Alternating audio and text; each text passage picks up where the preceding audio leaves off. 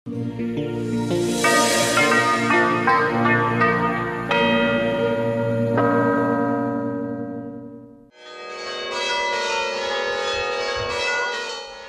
Սուրբ Էջմիածնի տարածքը հունիսի 1-ին լի է մանուկներով։ Հայաստանի տարբեր մարզերից իրենց ուսուցիչների հետ ժամանել են մանկապարտեզների և դպրոցների սաներ։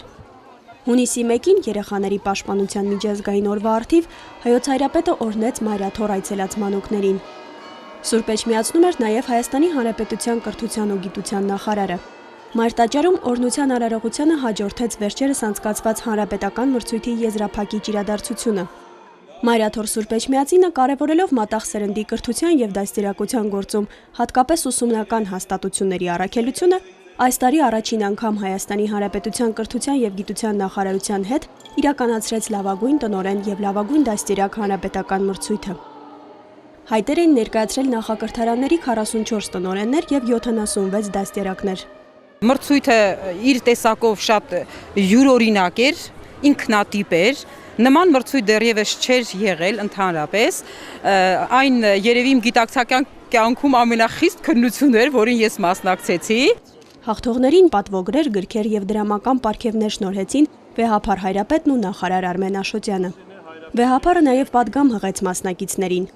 Նորին սրբություն ընդգծեց, որ հարկ է մանուկներին վաղ տարիքից կրթել և դաստիարակել բարոյական սկզբունքներով և առաքինագործ կենցաղավարությամբ բարի օրինակ լինել նրանց համար։ Շատ ուրախալի է, որ այդ մրցույթի ամփոփումը իրականացում է հենց այսօր երեխաների պաշտպանության միջազգային օրվա առիթով, քանզի ոչ բոլորին է կյանքում հնարավորություն ստեղծվում երեխաների շրջապատում լինել, կիսել այդ ուրախությունը, պարգևել երեխաներին, կրթել երեխաներին։ Այսօր այդ ուրախությունը ինձ թվում է կիսում ենք բոլորի հետ։ Հաղթող մանկավարժները համոզված են, որ այս մրցույթը երեխաների շրջանում նույնպես մեծ ոգևորություն կառաջացնի և ցանկություն առաջատար լինել կյանքում։ Էջմիածնի հայորդաց տունը փոքրիկ համերգ էր կազմակերպել այս առիթով։ Երեխաները շնորհավորում են երեխաներին, թեև իրենց տոնի էության մասին խորը գիտելիք չունեն, սակայն կարևոր է, որ ուրախ նշեն։ Այսօր երկու հատ համերգ են տվել, ես սպառում եմ։ Համերգն է երեխաների պաշտպանության համար է։ Ես մեմ այս պաշտպանում պատրազմից, վատ մարդկանցից, որս լավ ապրեմ, էլի։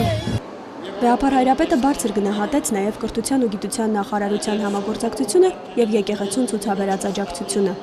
Նորին սրբությունը գնահատանքի խոսք ուղղեց կազմակերպիչներին, հույս հայտնելով, որ մրցույթն ու այս արարողությունը ավանդական կդառնան։ Մարինե Քոչարյան, Մեսրոպ Ավետիսյան, Եկեղեցական կյանք։